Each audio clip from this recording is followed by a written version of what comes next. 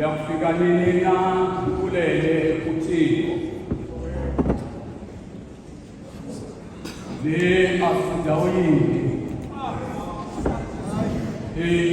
isango leso masindulule lenkonzo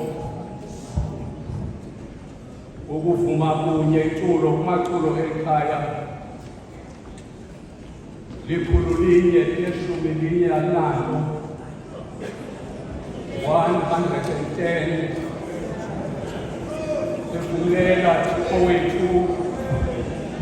asithandazayo kuwe sidalela ubomi obutsha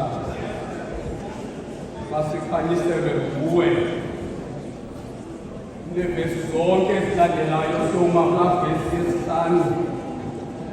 asingenawumbi umhlobo